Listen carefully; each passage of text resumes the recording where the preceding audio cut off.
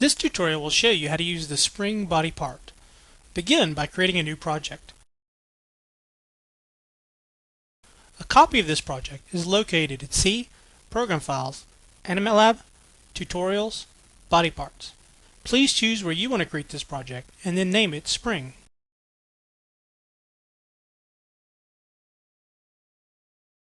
Once the project's been created, add a new organism and open its body editor.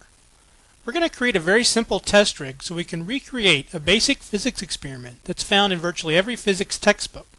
We'll be testing a basic damped spring oscillatory system. Before we begin, we need to reset the unit scaling. We'll be using standard units for this test, so change the distance units to meters and the mass units to kilograms.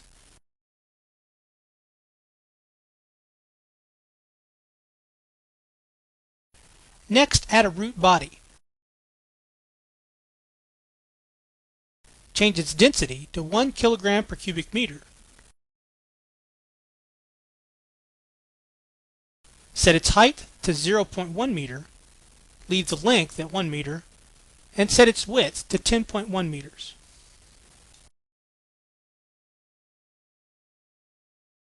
Now set the default joint type to be static and add a new block on the left-hand side. Change its color to be purple, density to 1 kilogram per cubic meter, change the name to left side,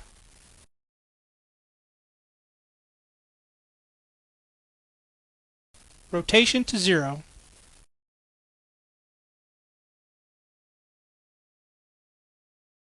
width to 0.1 meters, local X to -5 meters, and local Z to 0 meters.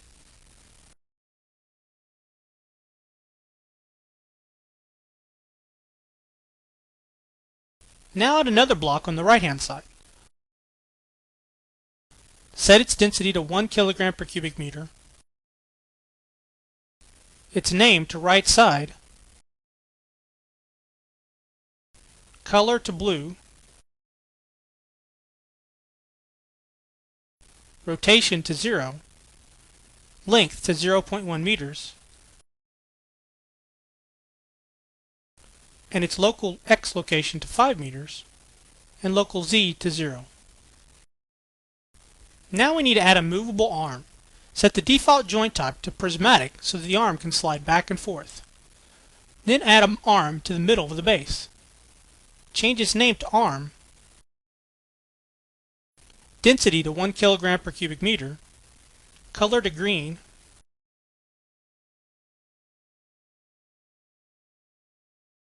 rotation to 0,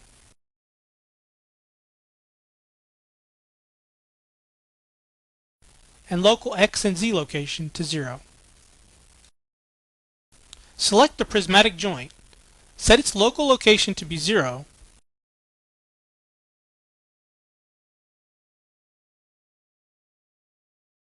rotate it around the y-axis by 90 degrees,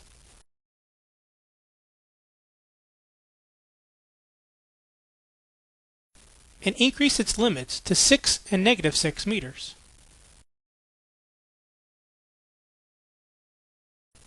Next, add an attachment to the left side and change its name to the left attachment.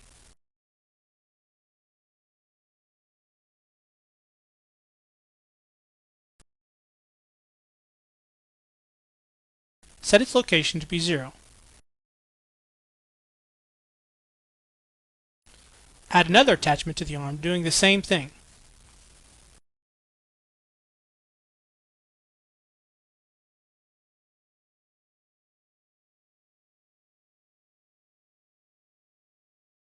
Now add a spring to the arm and change its name to be spring.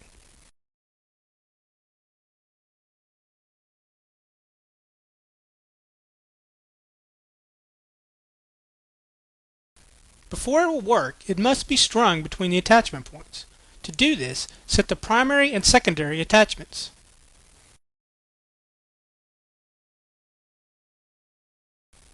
When you do this, the spring is drawn and the length of the spring is calculated and shown to be 5 meters. We want the spring to be extended by a meter when the simulation starts, so set its natural length to be 4 meters. change the damping to be 0,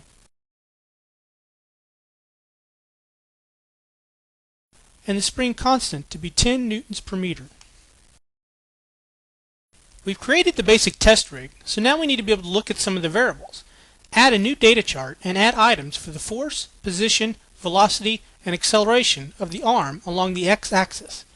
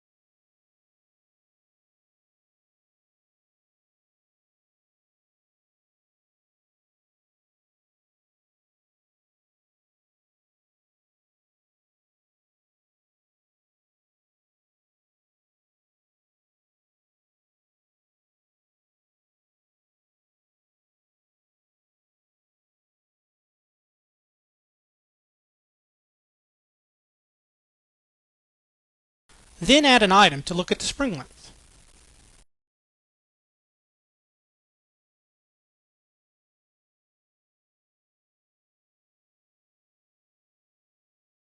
Set an end time for the chart of 15 seconds and change the data points to keep to be 20,000.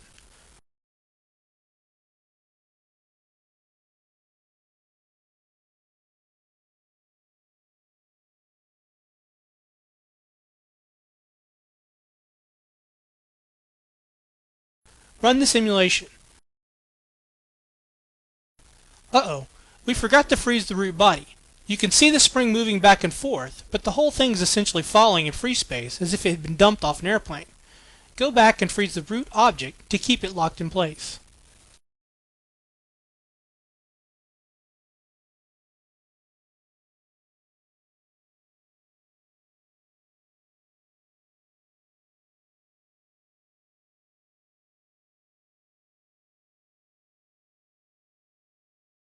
This time the spring oscillates back and forth, but as the simulation progresses it slows down. This is because we're trying to collect too much data too fast. Go back to the chart and set the collect data interval to be 5 milliseconds and the update data interval to be 500 milliseconds.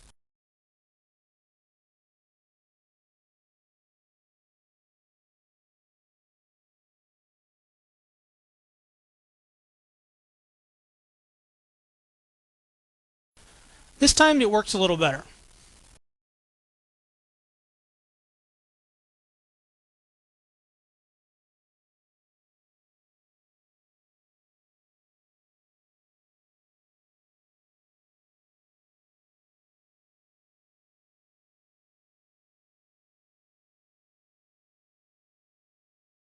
The equation for a damped spring is shown here. The amount of force developed is equal to the amount its length has changed from its natural length times the spring constant, and the speed of the mass times the damping coefficient. Knowing the mass and the spring constant, we can calculate the natural frequency of oscillation of the system. We can also calculate the equation of motion for this body. There are several states in this oscillatory system, and they depend on the amount of damping in the system. Right now we have no damping at all, so it's an undamped state. Essentially, this means we have no friction, so the oscillation should go on indefinitely. However, if you actually let the simulation run for a long time, you'll see that it's slowly damped. The reason for this is that the physics engine has global damping parameters that attempt to make the system more stable overall by ensuring that your virtual world is a conservative universe. It's possible to set all of these parameters to 0 in the environment node of the project workspace to eliminate all friction so the spring will oscillate indefinitely. The next state in our system is underdamped. This means that there will be damped oscillation with the mass ending at the natural length of the spring. Select the spring again and change its damping to 1 kilogram per second. Also, let's change the camera settings to get a better view of the test rig. Change the offset to be 15 meters and run the simulation again.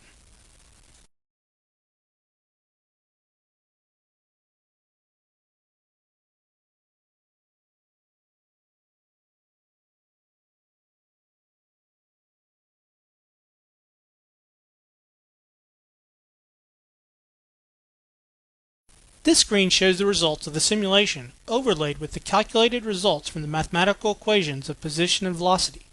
The error plot shows the percentage of error for those two values. So the simulation produces results that are very close to the predicted values, but there is a small amount of error. Change the camera offset to be 10 meters and the elevation to be 0.2 meters.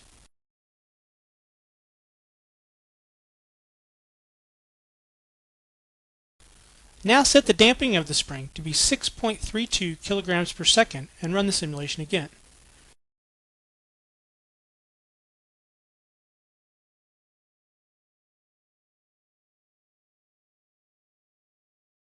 This time we didn't get any oscillations. This damping value puts the system into the next state, called critically damped. In this state, the damping is just strong enough that the spring will go directly to its equilibrium position without any oscillations. If the damping is any stronger than this, then it will be overdamped. This means that it will still get to the resting state without oscillations, but it will do so more slowly than in the critically damped condition. You can calculate the damping coefficient needed for critical damping using the formula B equals 2 times the mass times the natural frequency. This gives us the value of 6.32 kilograms per second for this system. Anything below this will be underdamped, and anything above it will be overdamped. The differential equation and the initial conditions allow us to derive the equations for the position and velocity of this object. When we compare that to the results for the simulation in the graphs, we again get a good match with only a small error.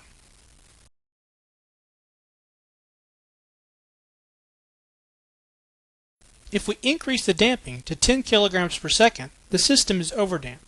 It will have no oscillations and it will take longer for it to reach its equilibrium position than when it's critically damped.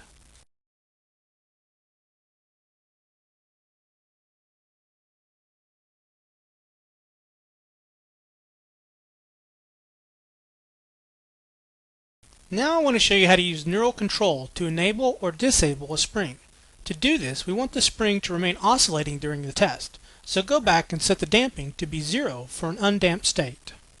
Open the behavioral editor.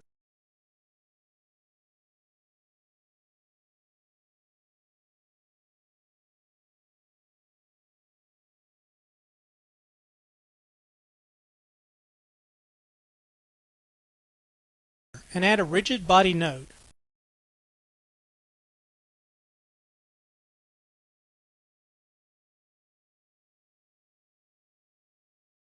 Set its body ID to point to our spring.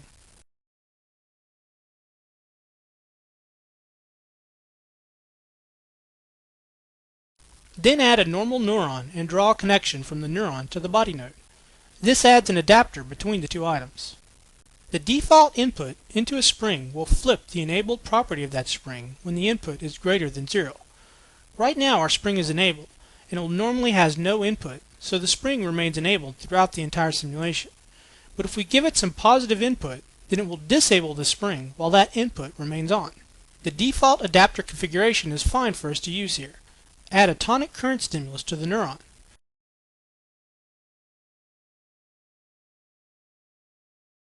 Set its end time to 10 seconds, start time to 5 seconds, and current to 30 nanoamps.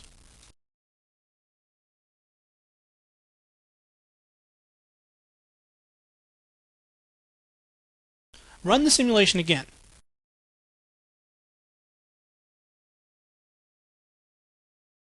When it reaches 5 seconds, the spring is disabled and quits applying forces. It's as if we totally removed the spring from the system. The tension disappears and the velocity of the object is the one it had when the spring was disabled.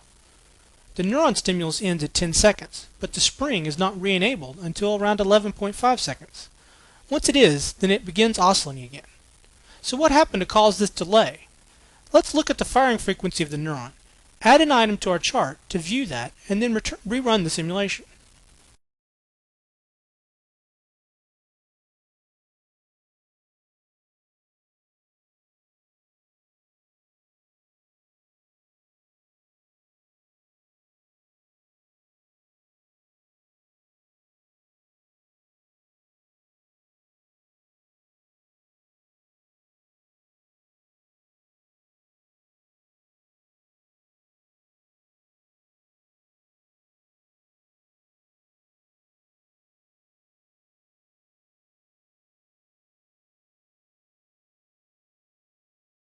Notice that once the stimulus stops, it still takes some time for the firing frequency to drop back down to zero. This is due to the capacitance of the membrane of the neuron. The spring will remain disabled as long as any positive input is coming in, so the spring is not re-enabled until firing frequency finally drops back down to zero. This is what causes the delay. Finally, if you set the spring to be initially disabled and run the experiment again, it's initially off and only turns on while we are stimulating the neuron. This gives you the ability to enable springs using your neural control system.